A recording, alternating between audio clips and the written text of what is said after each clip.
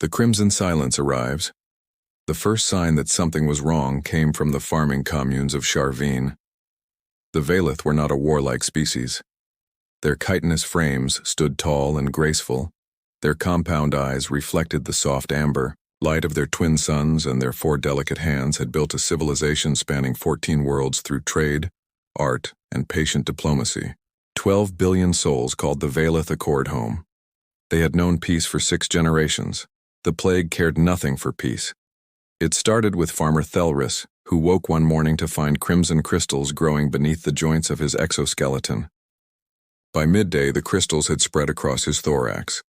By evening, his neural pathways were degrading, his thoughts fragmenting into confused static. By dawn of the second day, Thelris was dead, his body transformed into a grotesque sculpture of red crystalline growths that pulsed with faint bioluminescence. Within a week, 12,000 were dead. Within 2 weeks, the entire planetary quarantine failed. The crimson silence, as it came to be called, spread with terrifying efficiency. Airborne transmission, contact transmission. Some xenobiologists suspected it could even spread through shared data networks, embedding itself in biological systems through quantum-entangled communication nodes. The Velith had never encountered anything like it. Their medical facilities, elegant structures designed for treating injuries and age-related decline, became charnel houses filled with crystallizing corpses. High Physician Cormandus transmitted the final report from Charvine Medical Nexus Prime before the facility was abandoned. Infection rate 100% among exposed populations. Mortality rate 100%. Time from exposure to death averages 72 hours. No treatment effective. No immunity observed. Requesting immediate system-wide evacuation authorization. The authorization never came. By the time the Yaya, Velith High Command recognized the true scope of the catastrophe. 3 more worlds showed infection clusters. The mathematics were brutal and simple. At current spread rates, the entire Velith species would be extinct within 90 days. The distress signal went out to every species in the Galactic Council. It was not a request for supplies or funding. It was a scream into the void from a civilization watching itself die. The Galactic Council's paralysis apex conquered hung in the neutral void between territories, a massive station built by 17 species to serve as the heart of galactic governance. Its council chamber was designed to inspire cooperation, with each species' environmental requirements carefully balanced in a shared atmospheric compromise. Oxygen breathers, methane breathers, and crystalline entities all gathered in the grand amphitheater, united in purpose. Or so the idealistic rhetoric claimed. In reality, when High Physician Cormandus appeared via hologram before the assembled delegates, the unity shattered like glass. Cormandus looked terrible. His once gleaming carapace was dulled with exhaustion, and careful observers could see the telltale crimson specks beginning to form along his neck joints. He was already infected. He had perhaps 2 days to live, and he knew it. Honored delegates, Cormandus began, his translator rendering his clicking mandibles into smooth diplomatic standard. The Velith Accord formally requests emergency medical intervention under the Mutual Aid Compact Article 7. We are facing total extinction. We have exhausted all internal resources. We are begging for help.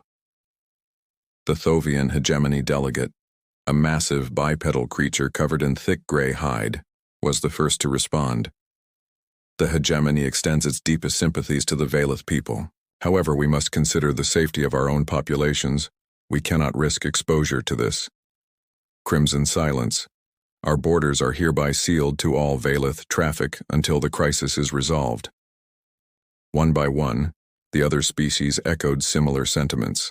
The Zesic Collective, a hive-mind species of small floating jellyfish-like beings, offered to analyze medical data remotely.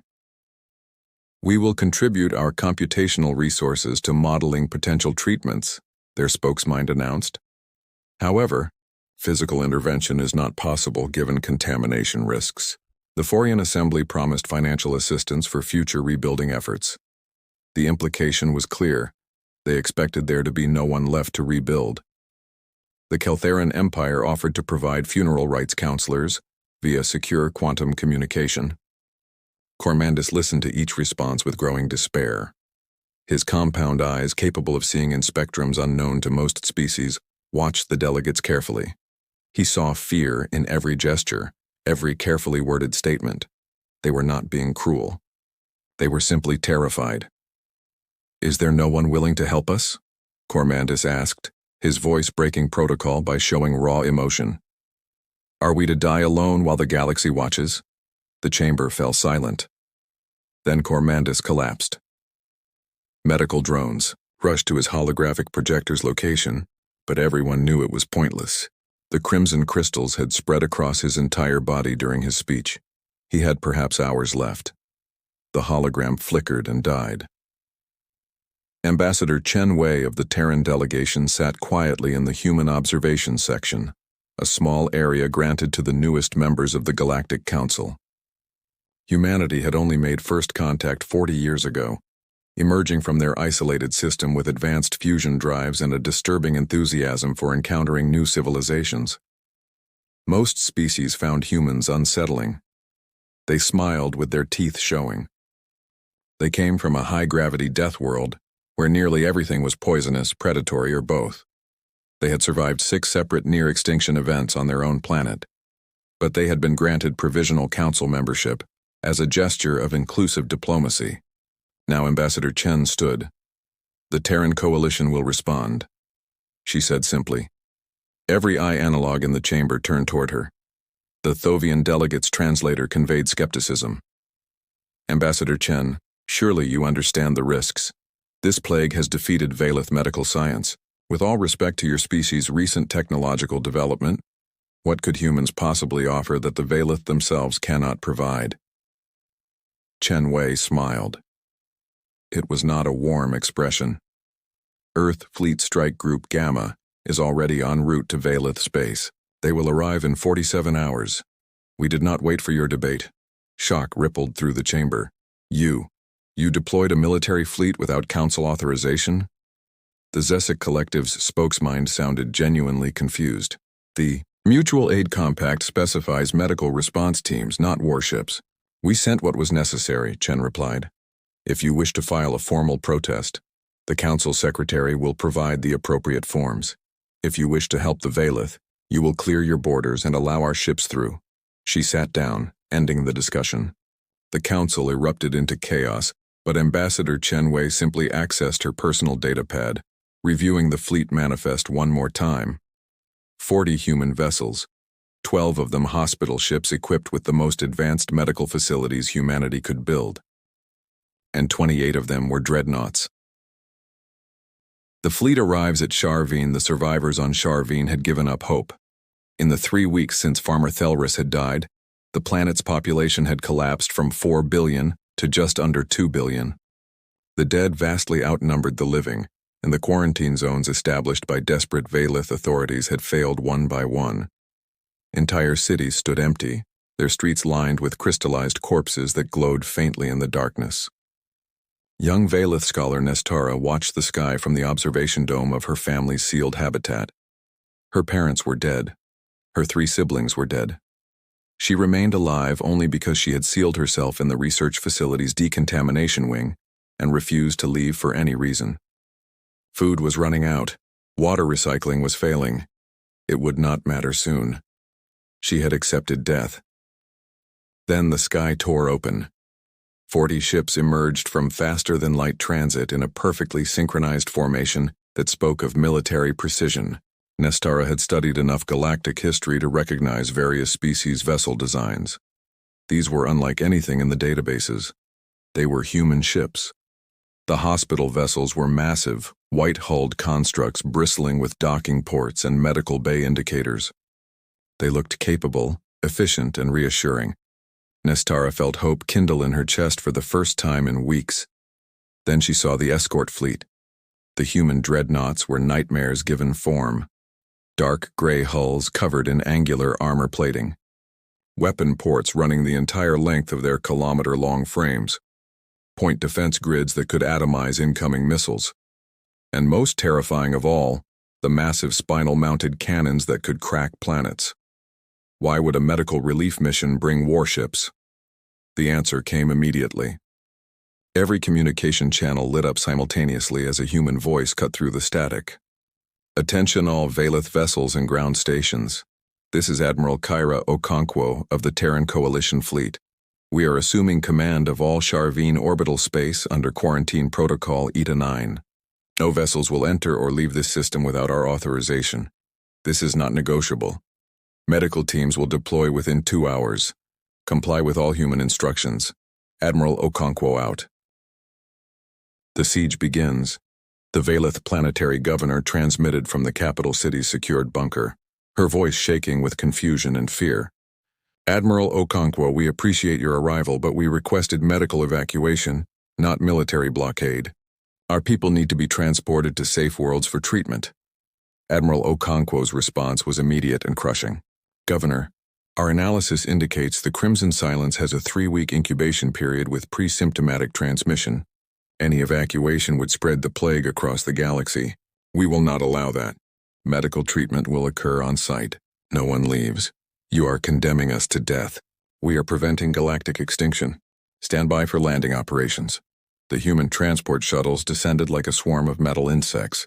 They touched down in the 12 largest surviving population centers simultaneously, each carrying prefabricated hospital modules and teams of human medical personnel.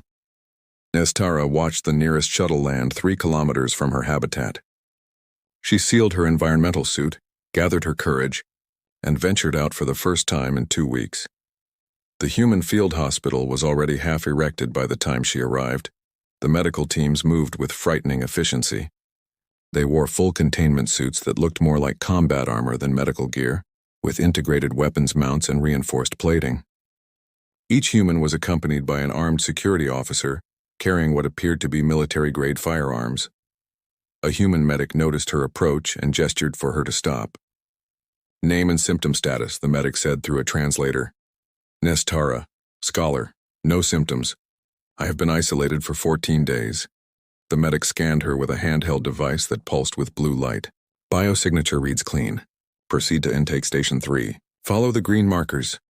Nestara walked past rows of human medical personnel working with absolute focus. They were gentle with Valeth patients, their movements careful and practiced. But every smile seemed forced, every reassurance scripted. These were not healers here out of compassion.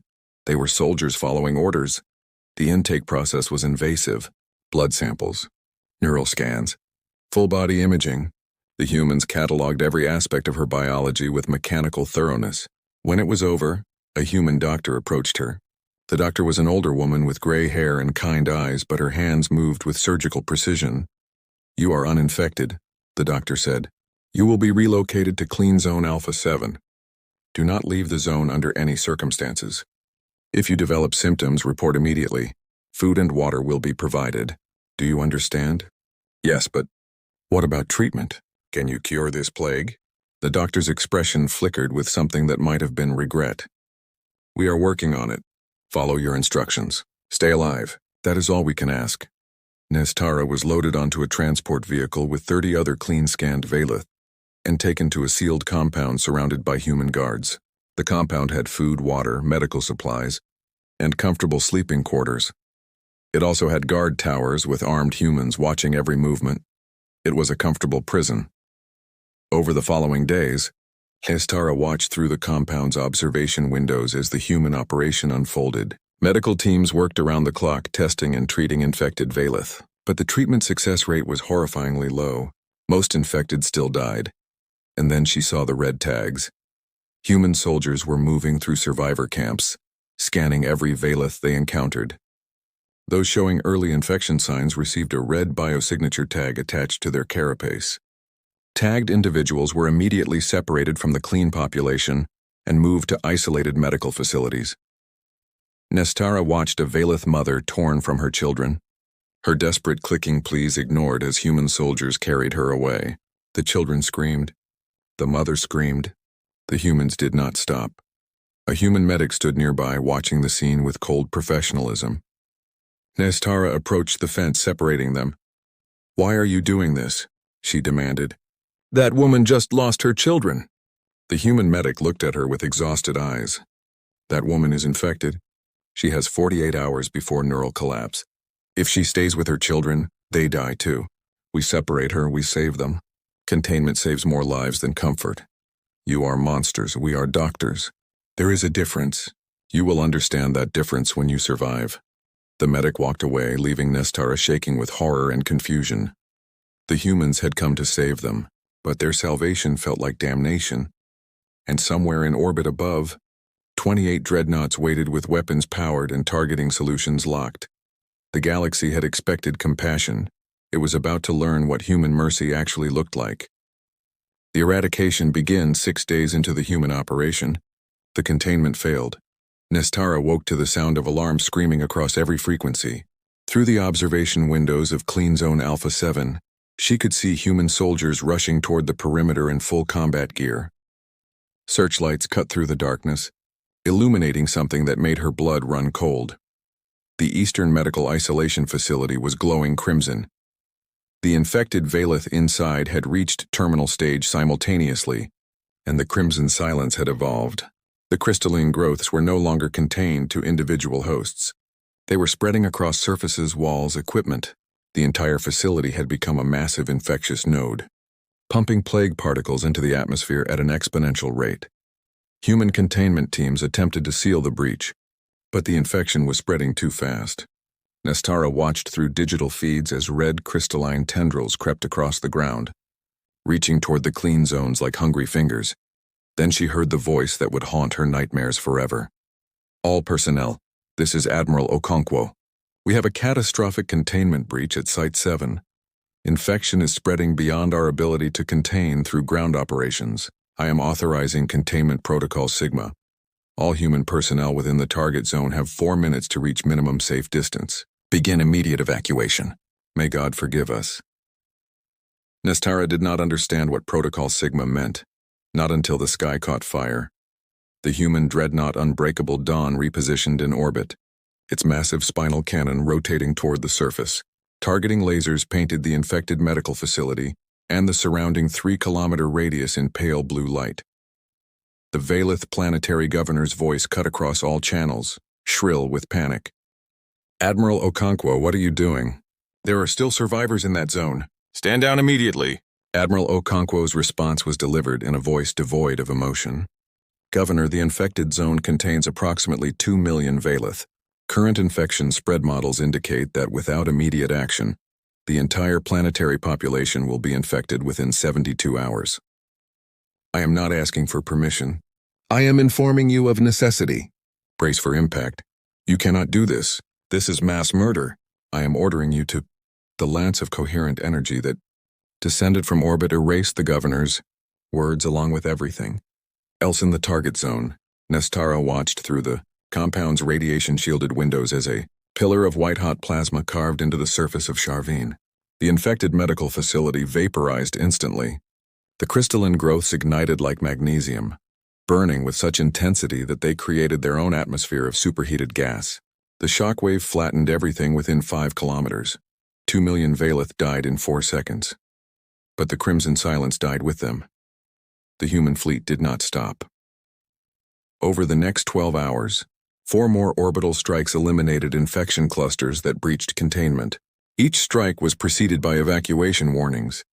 Each strike was met with Valeth pleas for mercy. Each strike fell regardless. The humans had stopped asking for permission. They were executing a plan that accepted millions of deaths as acceptable losses in service of species survival. Nestara collapsed to her knees, watching her world burn from orbit. The humans had not come to save them. They had come to perform triage on a galactic scale, cutting away infected flesh to save the body beneath, and the galaxy was watching. The cold mathematics of survival, the emergency session of the Galactic Council convened 8 hours after the first orbital strike. Ambassador. Chenwei sat calmly in the human delegation area, while 17 species screamed for humanity's immediate expulsion from civilized space.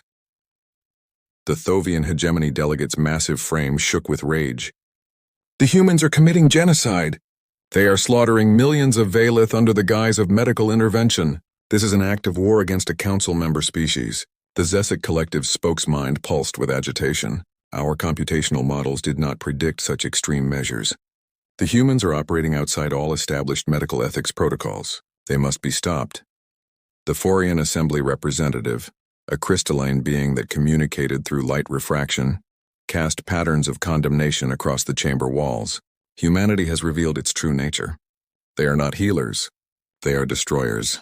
We demand immediate military intervention to remove human forces from Valith space. Ambassador Chen Wei stood and waited for the chamber to quiet. It took several minutes. When silence finally fell, she activated the central holographic display.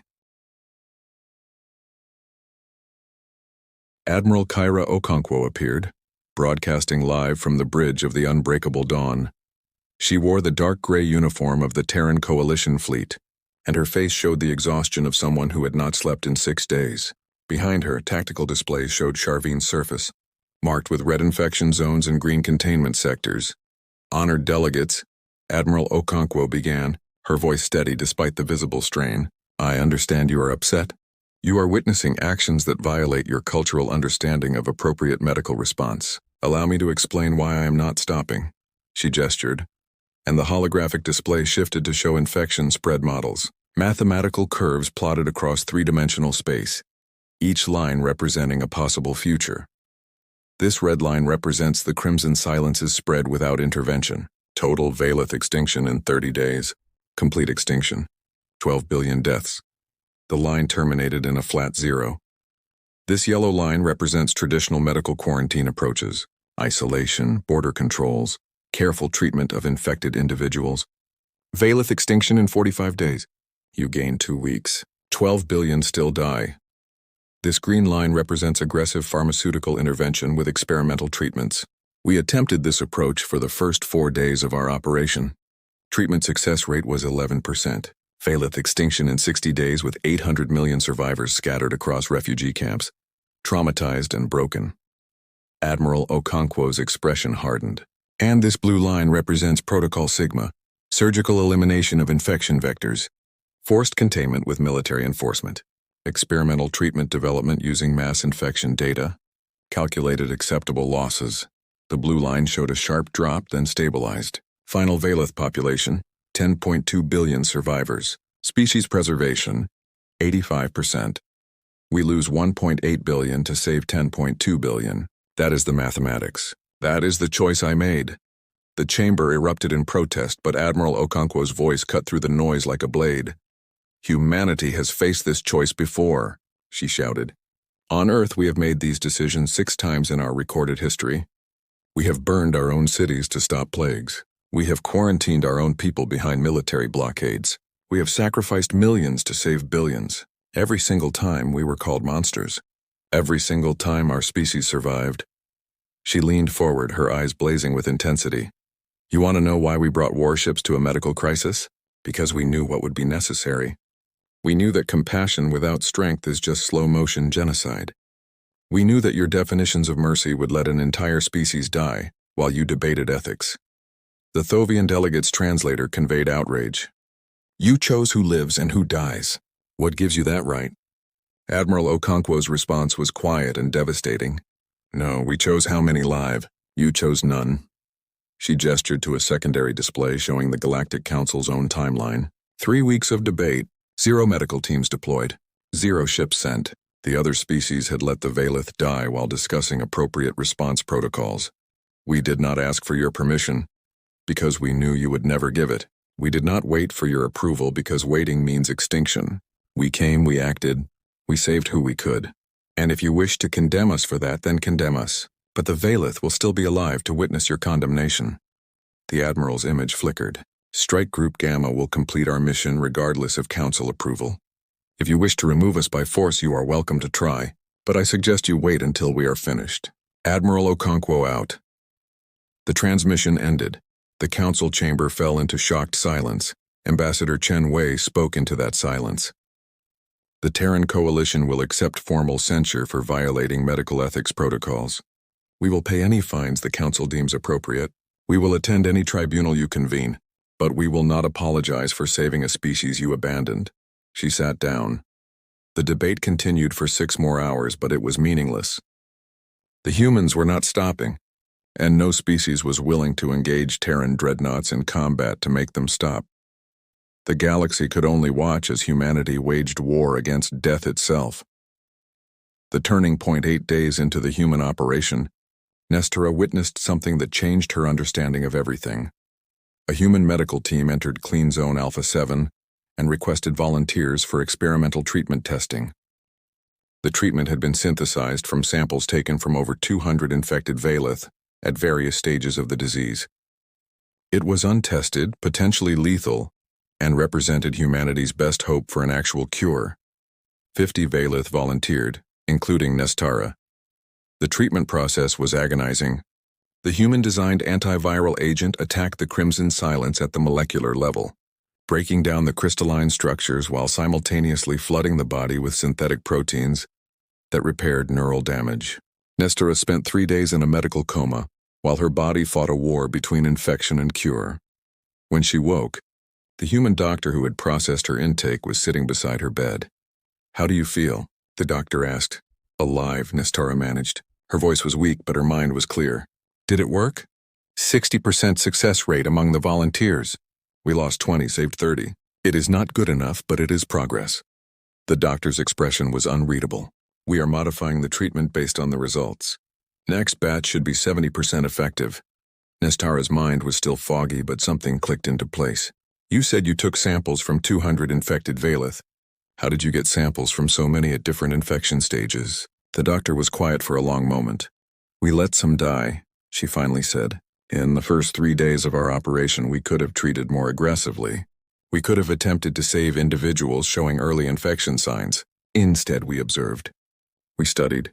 We collected data at every stage of the disease progression." Horror crept through Nestora's chest. "You let my people die to study the plague?" "We let some die to save the species," the doctor corrected. "If we had focused on saving individuals, we would have never developed the treatment. The crimson silence would have mutated around any partial solution. We needed complete infection cycle data to create a complete cure. That is monstrous. That is triage." The doctor stood. "You are alive because others died to teach us how to save you. Honor their sacrifice by surviving. That is all we can ask of you."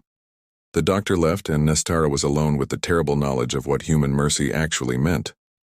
They had never planned to save everyone. They had planned to save the species. Individual lives were variables in an equation, acceptable losses in service of species survival, and it was working. By day 10, the modified treatment reached 85% effectiveness. By day 12, 92%.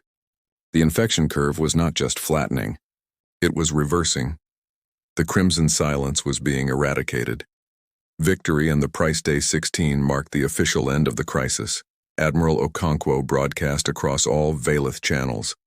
"This is Admiral Kara Okonkwo of the Terran Coalition Fleet. The crimson silence has been eradicated from Valeth space. All infected zones have been eliminated or treated. Quarantine protocols remain in effect for an additional 30 days to ensure no residual infection. Medical teams will continue treatment operations for all affected individuals. The Valeth species has survived. The final numbers were broadcast with clinical precision. Initial Valeth population, 12 billion deaths from crimson. Silence before human arrival. 2.2 billion deaths from crimson. Silence during human containment. 1.8 billion deaths from orbital strikes. 1.8 billion, included in above figure. Final surviving Valeth population. 10.2 billion species preservation rate. 85% human casualties. 47 medical personnel. All volunteers who exposed themselves to high-concentration infection zones to gather treatment data the humans had saved, more than 10 billion lives, and the Valeth could barely bring themselves to say thank you. Mass funerals were held across every surviving Valeth world. Entire cities had been erased from orbit. Entire family lines had ended in sterilizing fire. The survivors were grateful to be alive, but they were traumatized by the method of their salvation. Human personnel attended the funerals in full dress uniform. They stood silently at the edges of memorial gatherings, neither apologizing nor defending their actions. They simply bore witness to the cost of survival. Nestora attended a memorial service for the Eastern Medical Facility, the site of the first orbital strike. 2 million names were read aloud over 6 hours. When the reading ended, she found herself standing next to a young human soldier, a woman barely older than Nestara herself. "Did you kill them?" Nestara asked quietly. The soldier looked at her with exhausted eyes. "I was on the fire control team for the Unbreakable Dawn. I confirmed targeting solutions for 3 of the 5 strikes. So yes, I killed them. Do you regret it?" The soldier was quiet for a long time. "Every day for the rest of my life. But I would do it again. Because you are alive. Because your species survived. Regret is the price we pay for making the hard choices. It is a price I am willing to bear. I do not know if I should thank you or hate you.